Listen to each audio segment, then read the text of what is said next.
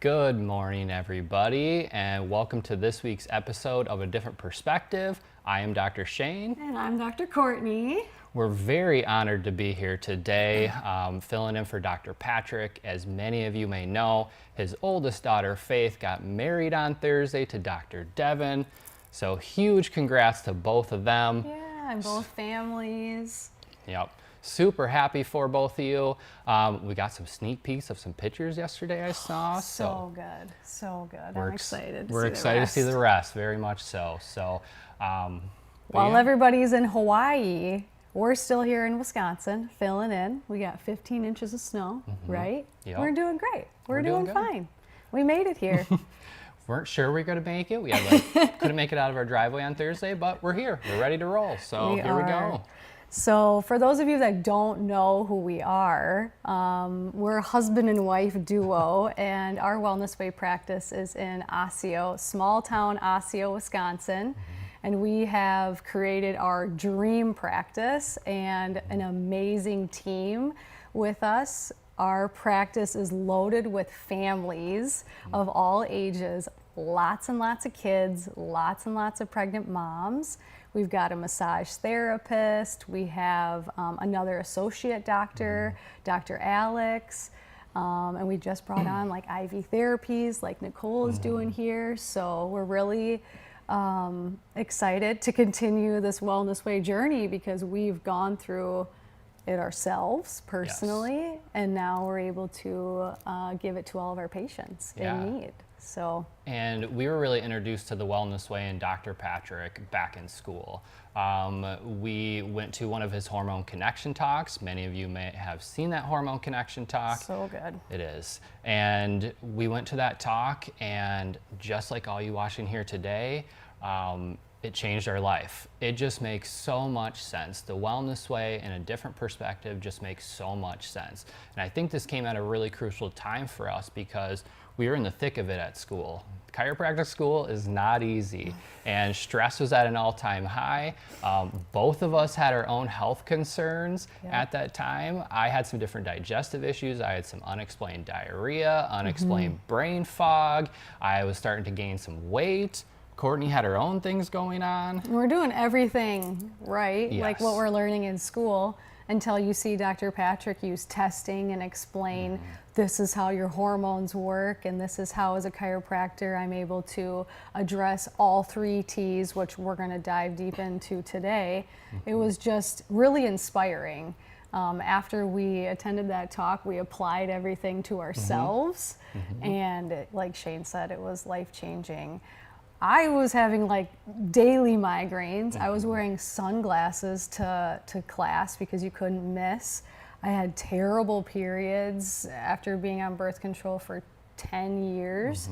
So all practitioners, all doctors, we have our stories, and we're not like that anymore because it's been years and we've been practicing and helping all of you with the Wellness Way and your health journey. So we're really excited to be here today. Yep. And that's exactly like what Courtney said. After hearing that talk, after applying it to ourselves, we knew that was something that we wanted to bring to our practice and bring to our community and to our patients. And now we're sitting here today, right? So we have a successful practice. We see tons of families, tons of people get to help people all across the United States, which is also great about the Wellness Way. So we're just excited to be able to help so many different people in so many different ways, and be here today to help spread even more information. So all of February we were talking about the thyroid. That was the theme. So this is actually the 4th video on thyroid. So we're sending it home last of the month. So what we're going to do is we're just going to recap what the last videos Dr. Patrick and Nicole last week went over. If you have not watched those videos, like 1, 2, and 3, highly recommend it to go back and do so, and then watch all the other amazing content and topics that are already on ADP for you to learn more. So our big goals today, again, we're just going to recap the thyroid. We've been talking about that a lot. Dr. Patrick introduced the 4 big questions that you need to be asking about that thyroid, and we're going to be covering that 4th question. But again, just recapping, so that thyroid function just in general, okay? What does the thyroid do? What does it influence in that body? It can affect so many different things. It can affect your breathing. It can affect your heart rate. It can affect your cholesterol levels, even affect your nervous system. Big one here, body weight. Sometimes people have that inability to lose weight, or vice versa, maybe they can't gain any weight. Can also deal with muscle strength, our menstrual cycles. Nicole touched on this a lot last week, and even part of a complete thyroid panel is even checking out your hormones. Okay, big one here too, body temperature, that inability to regulate the hot and cold. Okay, even has to deal with digestion, bone health, IQ, and our immune system. So many different things that the thyroid deals with. And again, Nicole last week painted this great picture. She drew this beautiful picture on the whiteboard. I loved it. And showed how her person had all these different organs and how every organ had receptors for thyroid hormone. And that thyroid hormone is really that fuel for those organs. And so it can attach and have that effect. That's why it can affect so many different things. But that's also why when we're dealing with a quote unquote thyroid issue, it's not necessarily always the thyroid that's really the issue. The primary, usually secondary. So now I'm going to walk you through some of the most common symptoms. This was another summary from the previous weekends. So you've got hypo, meaning low thyroid function, and pay attention here as we go to the next slide even, because there's a lot of similarities. It's just how you describe it. So we've got trouble sleeping, you're tired, so you're fatigued, difficulty concentrating. This is more of the dry skin and hair, depression, constipation, because you've got low or slow gut motility, and that sensitivity to cold temperatures, like Dr. Shane was just saying, the heavy periods, joint and muscle pain. And then you look at hyper, okay? So again, trouble sleeping, restlessness, those sound a lot like when you had hypo. Rapid heart rate, anxiety, sweating, tremors, loose stool. So you have hyper, right? Faster gut motility, weakness, thin skin and hairs, and then heat intolerance, another temperature thing. The big takeaway here is that we see it in our office every day, and I know all the Wellness Way clinics see it too, is that you will have, we'll say women, because 90% of the people are women coming into our office with usually hypothyroidism. They've got their new patient paperwork, you could sit them right next to each other, and they've got all the same symptoms. But when you actually test them, properly test them, you find out that they both have completely different either interference or production or conversion problems, those 4 questions, which we're going to review, totally different, but they have the same symptoms. So you're going to hear us talk over and over again today about the importance of proper testing. Otherwise, you don't know what's going on. Everybody is different. I'm different than Courtney. Everybody in this room is different. All of you watching are different. So we all need to be treated as individuals and get that appropriate testing for us. But how does that look? How do we have 2 different patients that come in with exactly the same symptoms but are different? And they're treated the same, but not by us. We're gonna look at them completely different.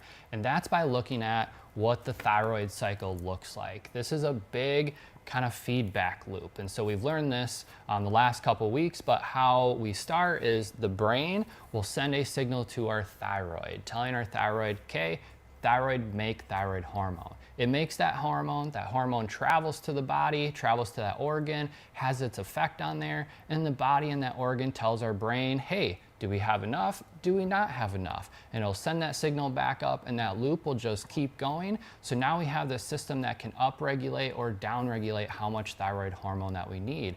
And there's so many different steps throughout this process. Again, that's why we asked that 4th question. Are we producing? Are we converting? Is there some sort of interference or some sort of destruction going on? That's how we can end up with 2 different people coming in who look very similar but need to be treated completely different. Okay, a very complex system for us to look at. And that brings us to our next point of the thyroid creating a bunch of different hormones. We know it creates T3, we know it creates T4, but it also creates reverse T3, T2, T1, and calcitonin. Again, these people a lot of times are treated in the same manner when they have a thyroid hormone or a thyroid condition, but what are they given? They're given Synthroid. They're given one medication. Or levothyroxine. Or levothyroxine. How can that one medication replace all of that? Replace all the hormones that that thyroid makes, also replace that whole system going on. It just doesn't work like that. It doesn't work. And we see that because too many patients, they get on that medication and then they're still coming to see us because symptoms are getting worse, things aren't getting better, there's unexplained other things going on, and that's why they're looking for that different perspective and that different answer. Yeah. So let's dive into those 4 questions. The first question that we talked about was production. Okay, these are the questions you need to ask yourself, ask your doctor, and if you can't answer these, then you need to find someone who can. So do you know if you have a production problem? So do you make enough thyroid hormone? You can see the list of nutrients needed to do so. So tyrosine, iodine, iron, zinc, selenium, your B vitamins, C, D, and E are all crucial in the production.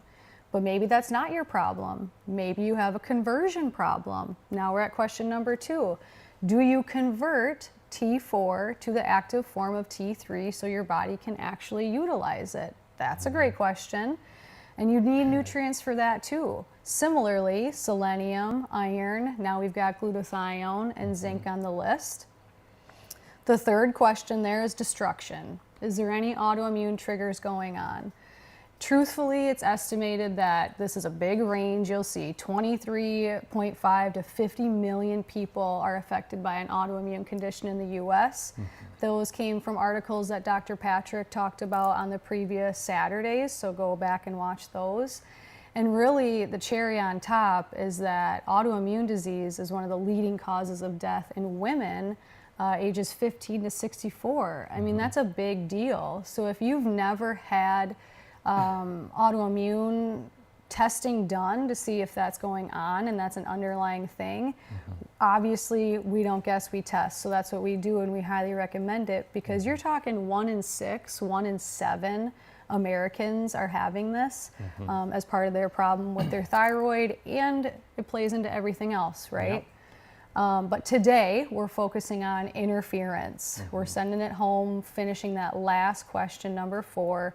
What is triggering the problem? And this is not an all-inclusive list, but we're going to talk about the most common and things that you can avoid that are more in your control. So stressors, subluxations, toxicities, leaky gut, nutritional deficiencies, viral load, and the good old chemistry, halogens. Yes. So let's get into, first, let's start with the definition of interference. Yes, it wouldn't be right without the definition of interference. So this, if you read it, we've got a couple options, but obviously it's the act of interfering, okay, fine. Illegal hindering of an opponent in sports, the legal blocking, so that those are great analogies for what we're going to talk about. That's really how it interferes with thyroid hormones. And then the third one we love, the confusion of a received radio signal due to the presence of noise, which we're going to bring up as another example. So you can hear it, it's there, it's just not functioning 100%. Okay, so with this interference, we just talked about what that interference looks like. So we're going to break interference down into 3 big categories. And we do this a lot as chiropractors. We call it our 3 T's. We're going to break it down into a trauma, which is a physical stress. We're also going to look at toxins, which is a chemical stress and interference. And we're also going to look at our thoughts, which is a mental stress and interference. All 3 of these things play into our body, play into inflammation, stress, and of course that interference with that thyroid and the rest of our body, okay? And the first one that we're gonna cover is gonna be trauma, okay? Trauma comes in a lot of different forms. It can come in a severe form, like there can be a car accident, or if you're in Wisconsin, like in the last couple of days, maybe you slipped and fell on the snow. Shoveling. Shoveling, yep, that's a big one too. But it can also look like if you have a desk job and you're sitting at a desk for 8 hours a day. That posture can be a physical stress on your body, a physical stress on your spine. And the biggest thing that encompasses that is going to put pressure on your nervous system. And the big thing is your brain needs to communicate with your thyroid, and your brain needs to communicate with the rest of your body via that nervous system. Dr. Patrick talks about this a lot. And so let's say you do have some sort of physical stress, some sort of physical trauma, that's going to cause interference between the complete communication between your brain and that thyroid. And the thing is, you can do everything right. You can get proper testing, you can take all the right supplements, you can treat your body right, but if you don't get an adjustment, you might not have complete communication between your brain and your thyroid. It's just like that definition, a confusion of a received radio signal, right? And it's got some white noise with it. Yep. So it's there, it's just not at the volume or the clarity that it should be, those signals. You can all hear that radio, right? Where like the sound's coming through just a little bit, but it's all fuzzy and you're like, okay, I know that song. That's what it's kind of like, and you just need to turn it one little notch. That's the same thing that's going on. You need to remove that physical stress so it can take pressure off that nervous system and you can have complete communication. Really important. The great thing is you can make a phone call on Monday. Get in with your chiropractor and start positively influencing your health overall and even your thyroid. Yeah, heck yeah. And we got the Swiss watch principle, right? With the big old nervous system right in the middle, what we preach all the time. That's that brain and body connection. So it touches every single system in the body. That endocrine system is right up top. So that's what we're talking about today, your thyroid. That's part of your endocrine system. So it's crucial to take care of your nervous system in order to be able to take care of the rest of your systems in your body. And now we're going to move on to that second category, that toxins or that chemical stress, okay? So a lot of different things play into this. This is a big one for the thyroid, bigger section. So we're going to talk about a lot of these different toxins that play into and interfere with that thyroid function. And the first part of that is going to be what we call our halogens. So we're going to pull up the periodic table here, going back to science class, and you can see the big arrow there on that right hand side. So that column is called our halogens. You can see on that list about halfway down, iodine's on that list. Iodine, as we know, is an essential element to the thyroid, to make thyroid hormone, for thyroid function, all those different things. But as you can see, there's other elements above and below that. These halogens are going to be a similar shape, they're going to be a similar reaction, and these are actually going to compete with that iodine. Okay, if we go back to science class, they all have electrons around them, and that last group, those halogens, have 7 out of our 8 electrons, and they want to fill that 8th one, so they're going to be super reactive, and that's why those things are going to compete with the iodine, especially if we don't have enough iodine and we start putting a lot more of those other ones in our system. Now there's just so much competition for those binding sites for iodine. And it's a really big deal that it can interfere. So we're gonna go and we're gonna cover those different halogens and talk about how they can interfere with those. All right, first one up is fluoride. So I think fluoride's pretty well known. Usually you're thinking of it when you're going to the dentist, right? Fluoride treatments, or it's in your toothpaste. They preached since we were little, fluoride, fluoride, fluoride. And Shane and I both remember having fluoride swishes, weekly swish and spits, which Wisconsin did, and obviously Shane's from Michigan, so they did it there too, where on a weekly basis in elementary school we were doing fluoride treatments. But some of the places that I want to bring up that you might not think fluoride is in your nonstick pans, that Teflon. I mean, there's a lot of other chemicals, but fluoride's in that. It's in a ton of medications. Your Prozac, Paxils, SSRI, antidepressants, antacids, antibiotics, antihistamines, they all contain fluorine, which you add a hydrogen and you get fluoride. And then wineries, this is sad, truthfully, but wineries use fluoride-based pesticides in their vineyards. So we need fluoride. Yes, we do. A little bit. It's natural. But the amount that we are exposed to on a daily basis is way too much. So what Dr. Shane just said was that now fluoride's going to compete and very aggressively compete over the iodine, and we want iodine to win. That's the good guy. We don't want fluoride to win in this case. Yes, and there's actually some research that shows that link between, or that connection. Oh, that's a picture. Go back once. Sorry. That's a picture of your toothpaste. So if you haven't already, when you're brushing your teeth tonight, going to bed, look at your toothpaste, see if it has fluoride in it. And then if it does, just like accidentally drop it in the trash, you know? You don't really want that. And you really want to find a hydroxyapatite-based toothpaste, one with xylitol, because you're putting that in your mouth. If you read the fine print, it literally says call poison control if swallowed. Well, how do you not swallow toothpaste when it's in your mouth? So check for that. Buy a different brand. Switch it over when you're done with it. The next picture, a lot of times kids will have this tooth discoloration, and usually you're thinking, oh, they need more fluoride. They need more fluoride treatments. They need to go to the dentist. When in reality, that's actually too much.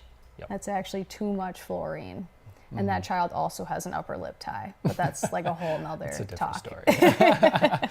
Yeah, so don't just believe us. Let's take a look at some of the research, because the research is going to tell us what's true, what's not, and what we're actually finding with fluoride and how it is affecting some of our people and some of our thyroids. So we have an article here. This article is Fluoride Exposure and Hypothyroidism in a Canadian Pregnancy Cohort. So in this study, we measured pregnant women, we measured fluoride intake. So we measured it in a couple different ways: the fluoride that they were consuming, fluoride that was coming out in their urine samples, and then fluoride that they were being exposed to in other manners besides their drinking water. What we found was actually that so the research, or the results show that 0.5 milligrams per liter increase in drinking water fluoride concentration was associated with a 1.65 increased odds of primary hypothyroidism. 1.65 increased odds of primary hypothyroidism. And then among women with normal thyroid peroxidase antibody levels, so no, at this point, autoimmune disease, the risk of primary hypothyroidism increased with both increasing water fluoride and fluoride intake. Secondary or tertiary, children born to these women with primary hypothyroidism had a lower IQ score. So isn't that something? So when these women are being exposed to fluoride, we're seeing an increase with hypothyroidism. So that fluoride is getting in there, it's affecting that thyroid, it's interfering with normal function, interfering with the iodine, and now we're leading to an increased rate of primary hypothyroidism. But not only is it affecting them and their thyroid, it's also affecting their unborn children. These children, after they're born, are then having a lower IQ, so it's also negatively affecting them. So this is just one example of how important just our fluoride in our water and the fluoride we're being exposed to can not only affect us, but generations down the line. So it is really important to take a look at these different things and address them. So before we move on, I want to bring up the swish and spit, okay? So this article is 0.5 milligrams per liter of fluoride in water created what he just talked about, okay?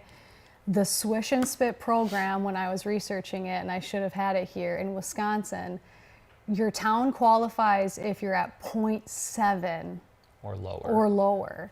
So they found that 0.5 is way too much in affecting these pregnant women and then affecting their children.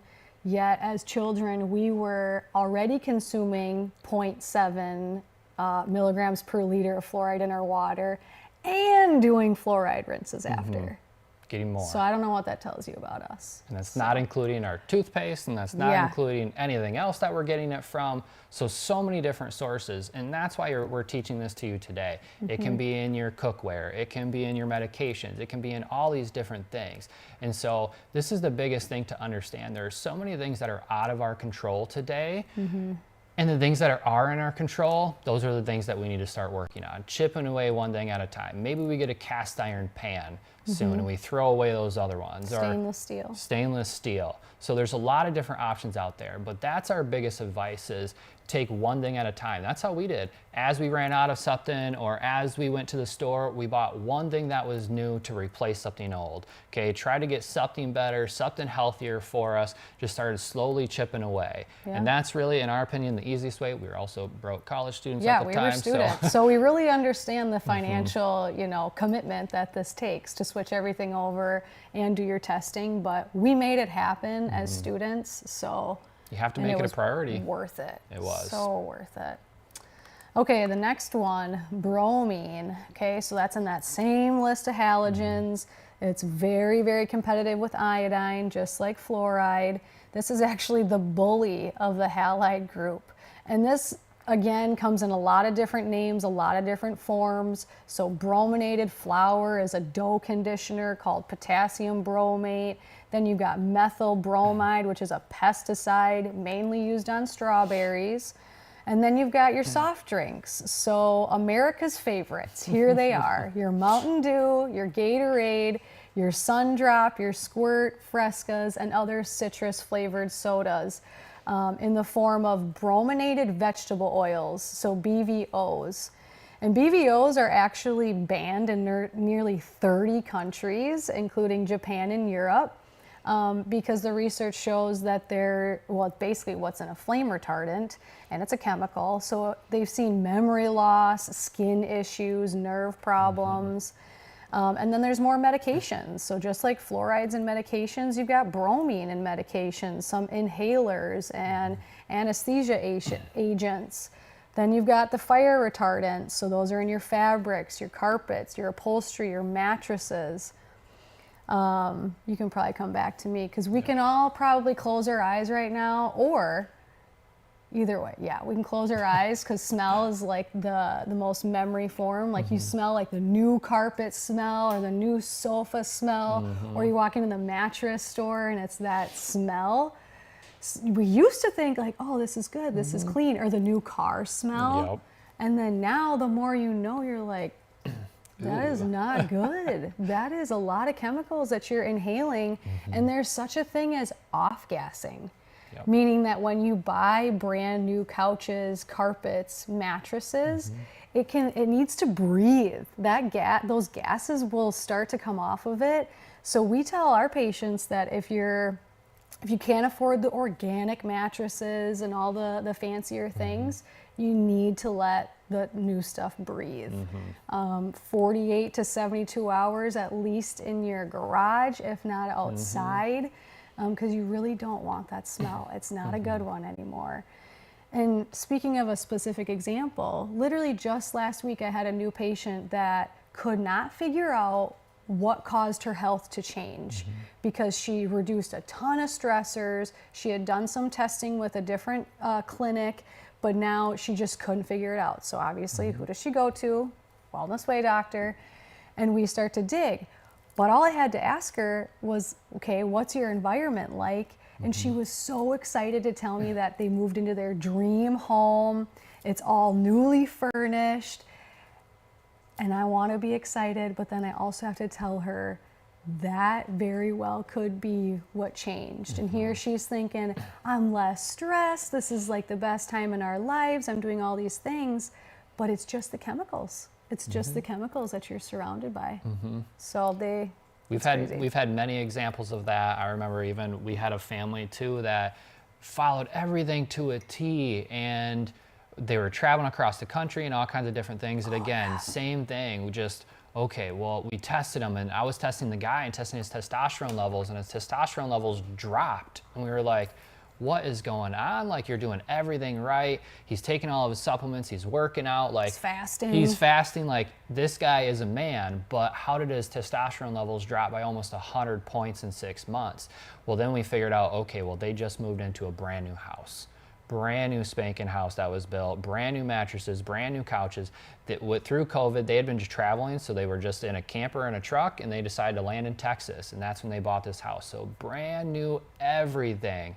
And then that was the piece to the puzzle that we were missing. Okay, all those different chemicals had really influenced his system, influenced his hormones, probably his thyroid hormones a little bit and things like that, but it can make such a big difference. So if you have that new mattress, if you have those things, let them gas off. Yeah, let them breathe. Yes. So bromine is in hot tubs and pools, but that's a perfect segue into the next thing, which is chlorine. So just like you can probably picture that new car smell or that new house smell, you all can maybe close your eyes and smell chlorine, right, in the pool, or you can feel it stinging your eyes as a kid. But chlorine, same thing. It's a major competitor of iodine. So if you're constantly being exposed to this, your iodine's not going to be the winner. City water, by far the worst, because not only is there fluoride added to it, but there's chlorine. Sometimes you can literally smell it in the city water. So we're drinking it, we're showering in it, and then obviously if you're doing the swimming pool thing, you're just soaking it right up, is what's happening. And so all these different things are in our water. So what's something you think we're going to suggest? A water filter, right? Yeah. A good quality water filter is something that is essential. And so even we live out in the country and we have a well, and so we're a lot safer than city water, but still. But then you have to consider all the pesticides and water soluble things that still can get into your well. So you still need, which is why we use a water filter. Yeah, and we do. But even when you think about that, these water filters, like a reverse osmosis system, can be expensive. And it's great for your drinking water, but what about the water you're using to brush your teeth? Or the water that you're showering in? Or bathing your kids in. Or bathing your kids in. There's like so many different things. Tea. Or your dishes. All these different things. And so that's where it's like, you can go a step further and even get a whole house system, but ooh, that's a dream. That's goals right there. So, but again, doing what you can, doing as much as you can to start to reduce these different toxins, reduce these different things in our environment. What is in our control, we need to start addressing as much as we possibly can. Yeah, I'll throw out the two top water filters that we probably like. This is not in any connection with the Wellness Way, but we, as Wellness Way doctors, all use them. We have Berkey. Berkey filter, just a gravity, you don't need any power. That's a great one. And then it is Radiant Life, right? Which is, we have a very expensive one at the clinic. And pretty sure Doc has them here too.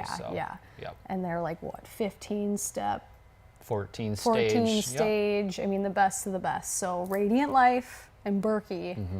There are other ones, and I'm sure there's an article on thewellnessway.com about them. So. I'm sure, And you're going to taste it. Like, you can taste the difference too. So that's one of the biggest things, just even come down to taste. So, but moving on past those halogens, we're going to continue on that periodic table, but now moving on to heavy metals. And we know heavy metals aren't good for us, but one of the biggest things that we can look at is mercury.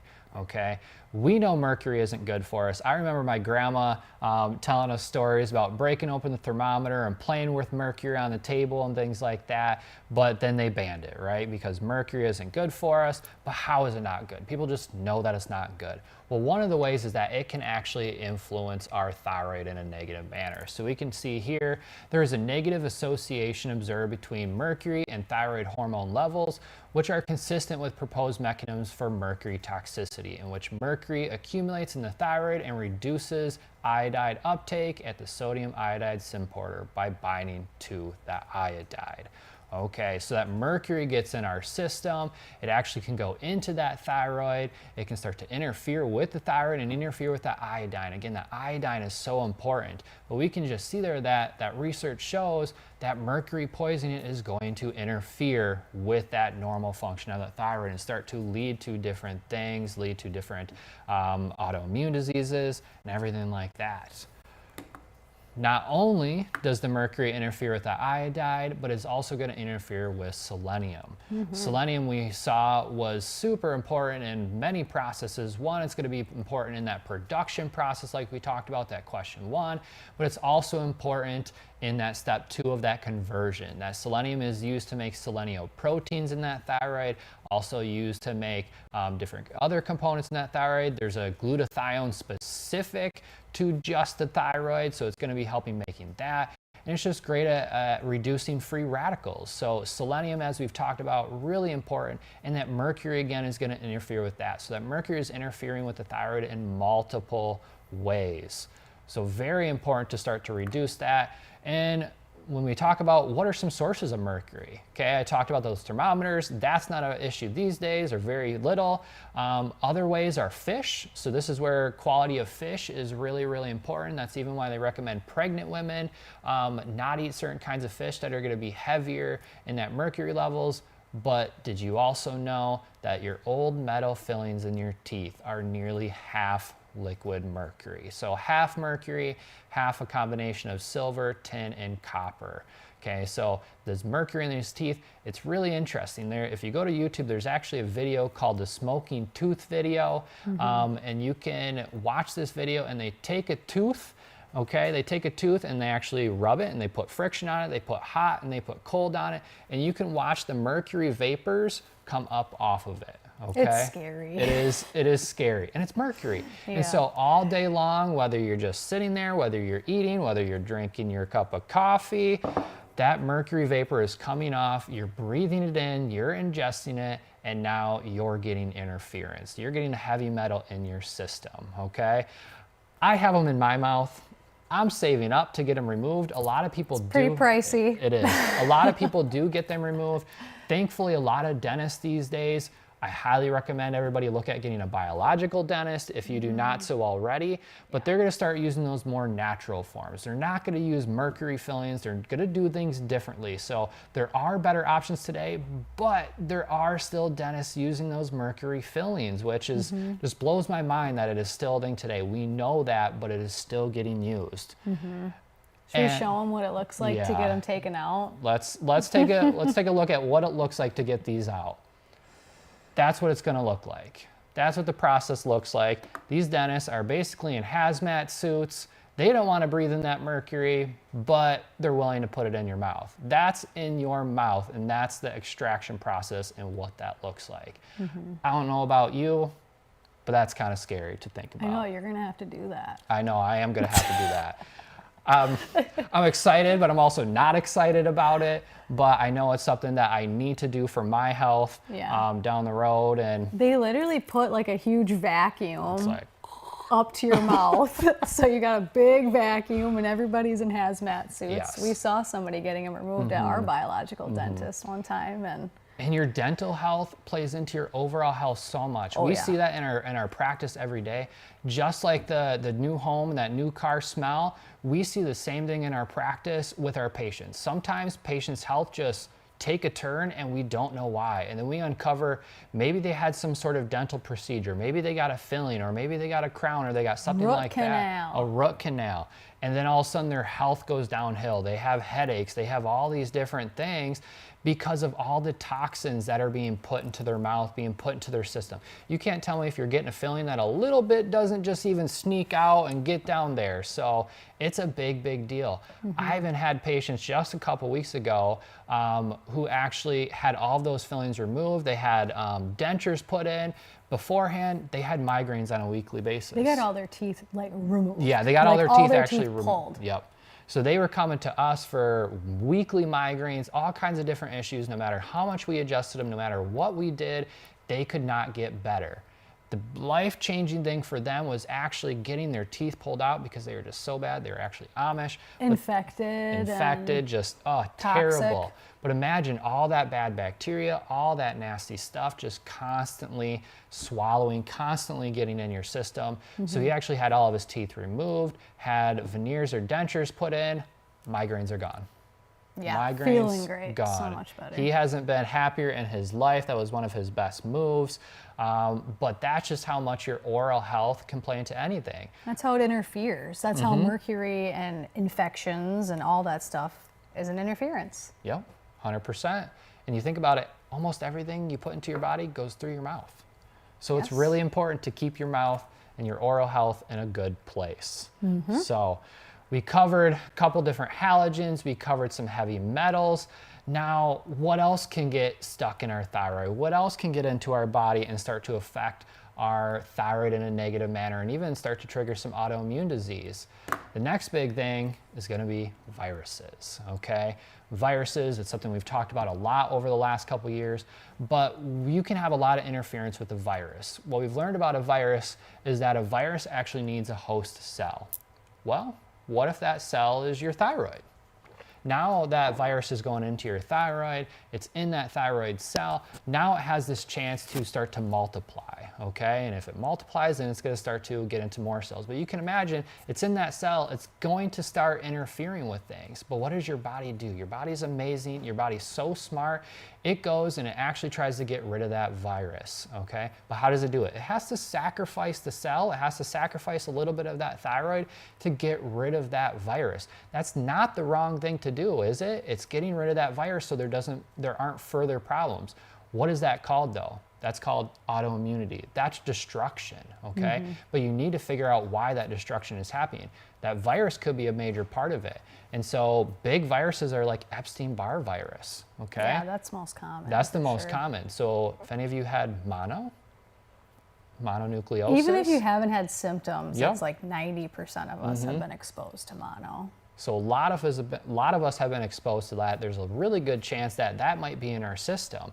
So again, this is where proper testing is absolutely needed to figure out all those different pieces to the puzzle to your thyroid issues. You can even see, is this like recent, like you just had mono, just had Epstein-Barr, or you can see if it's chronic, that's been like lingering in your body and it can get reactivated. That's the problem, is when there's too many interferences, too many stressors, then things get reactivated and you can start all over again, essentially. All right, next example. So this is a good patient example. This is June, and she came to us after being on, I believe she was on levothyroxine for about 15 years, but they were only basing that off of her TSH alone. Which can be kind of scary. So we did a full thyroid panel. This is only just the thyroid. We did thyroid hormone, so much more. But what we found, and that she was super surprised to find, is that she did have those thyroid peroxidase antibodies and thyroglobulin antibodies that had never been checked for her over 15 years. So those are those antibody flags, those triggers. So something is impacting her immune system, whether that's a virus or one of the heavy metals or one of the toxicities that we just talked about. That's where we have to uncover it. Are there infections? So many questions, right? Trying to find all the triggers. That's where we got to find those missing pieces to the puzzle. And the Wellness Way does a great job at that. As a new patient, you take this long questionnaire. It's a little bit extensive, but we appreciate it. Yeah, we do. It gives us so much information to tell us what direction can we start to head. Because as you saw, that thyroid affects every organ in your body. So is it your digestive tract? Is it your heart? Is it your lungs? We need to start diving deeper into why there is a thyroid autoimmune condition. That's where proper testing comes in. Case in point, the next slide is her x-ray. And these are some of her symptoms. So she's really bloated all the time, no matter what she eats. She's constipated. She's got a lot of brain fog, and she's gaining weight around that mid-belly, that tire region that we hear all the time. So those are her symptoms, yet of course we needed to check her thyroid, knowing that it hadn't ever been properly tested. Once we found out that previous testing that she had autoimmune thyroid markers, then like I said, we had to dig a little further. What else is triggering it? What's her immune system having to deal with? So, like Wellness Way doctors do, we do more testing. We tested her food allergies and we tested her stool. So on the top there in red, those are her food allergies, and then the bottom is just the summary page, the front page of her stool. But down there, you don't have to be a doctor to know that red is probably not good. So these really proved that, along with her x-ray, she really did have a leaky gut going on, which is another interference of proper thyroid function and really proper bodily function everywhere. You can see that wheat is circled up top because Dr. Shane is going to go into more detail about how that one specifically can really impact and create leaky gut. And I had to have the hard conversation, like we always do, that you need to give up gluten. Yep. You need to.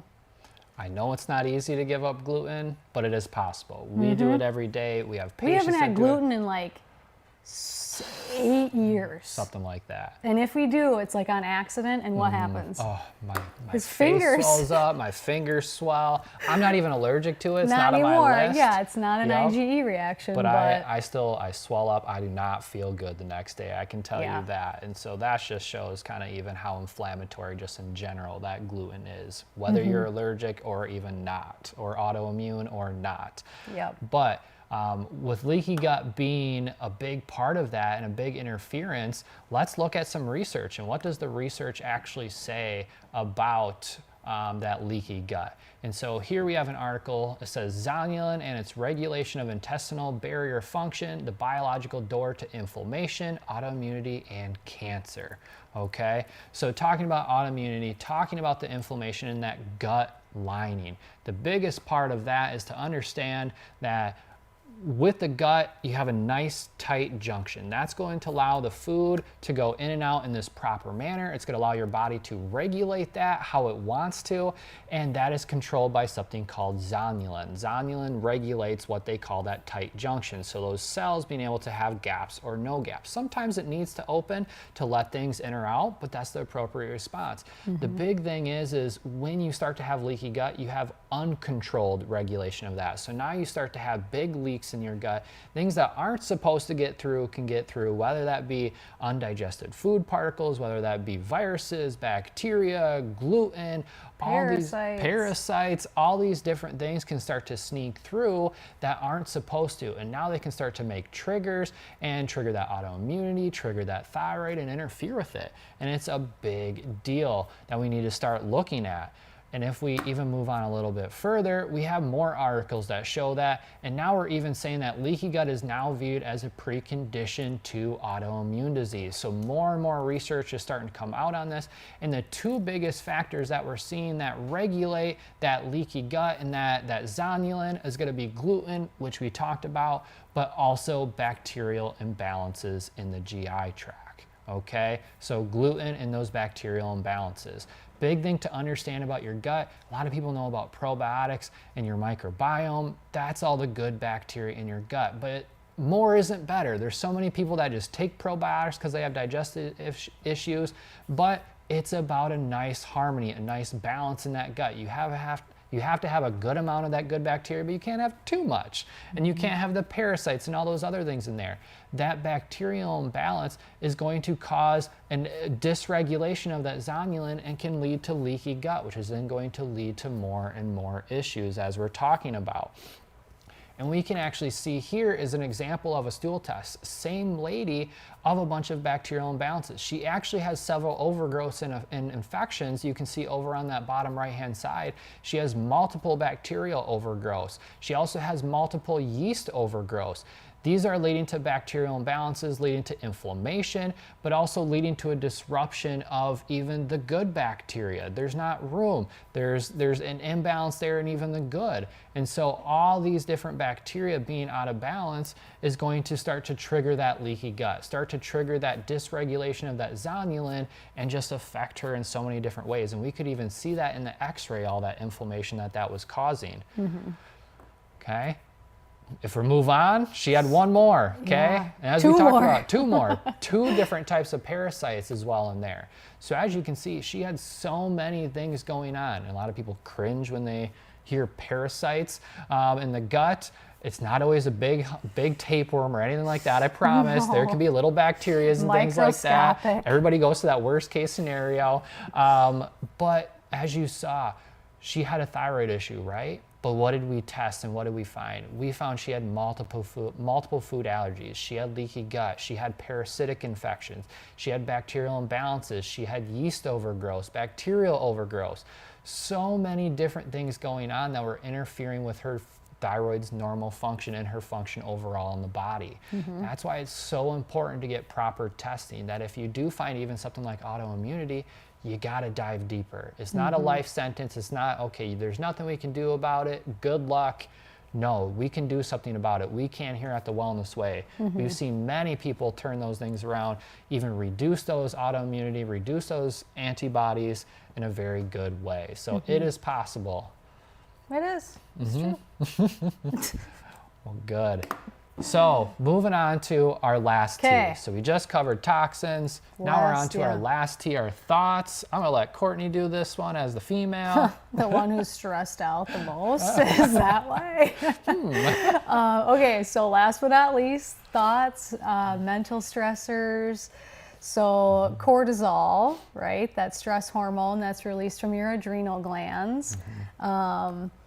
That is going to impact how your thyroid functions. So high cortisol levels are actually going to block the conversion, lowers TSH through that HPA axis. And this to the right is actually more of a normal. This is actually me, like 2 years ago. It is. I don't look like this now anymore, unfortunately, but it's supposed to be higher in the morning to wake you up, and then it's supposed to nicely come down. That way you can get ready and go to bed. Everything calms down. The next slide, Shane can go to that. Now we've got two different scenarios. The one on the left being very high. No, this is not me. But that really high peak in cortisol is, like I just said, going to inhibit the conversion of your thyroid hormones. And then on the right-hand side, you see like the total opposite. You see just like this person obviously is very stressed in the morning, but then just crashes right after they probably wake up, and they probably don't want to get out of bed. So essentially the opposite of what you want.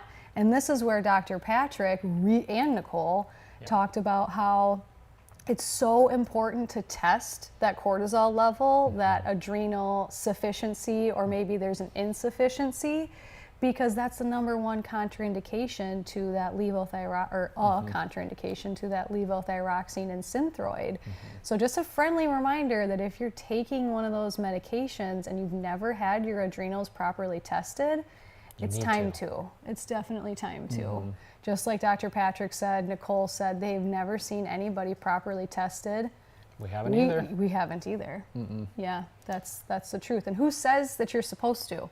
The medication. It says right there that you're supposed to. So you can Google contraindications to levothyroxine and Synthroid and find out that it's contraindicated with uncorrected adrenal insufficiency. Correct. On top of that too, there's active ingredients in there that you can also be allergic to. We find that with several of our patients. And so that's something. And dyes and different things like that. Yeah. You think a little medication is so simple, but it's not. There's a lot of different things in there, and even a lot of toxins that they throw in there. So it's really important, again, that you get complete testing, especially that cortisol levels and your adrenal functions with that thyroid issue, because we've learned that not getting that and being put on levothyroxine could just make things worse. And that's what we see far too often, is people don't get tested and they get put on this medication, they don't get better, and well, here's some more, and we'll ramp it up and ramp it up and ramp it up, and now they keep getting worse and worse. Then they find us. Okay, so as we wrap things up here, our big thing is, whose advice are you following? Okay, we just gave you some examples of, we've never seen a patient who has properly got their adrenals tested with their thyroid. So whose advice are you following? Is the person taking care of your health, taking care of your thyroid? Are they asking these 4 questions? Are they asking, okay, is your thyroid producing enough?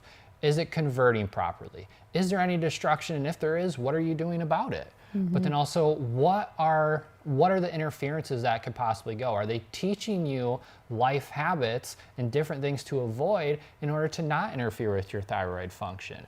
So this is really important, and what we preach here at the Wellness Way is that you need this proper testing. You need to be asking those 4 questions, because if you're not, you don't have a complete picture of your thyroid. You don't have a complete picture of your health, and you're possibly missing pieces to your puzzle.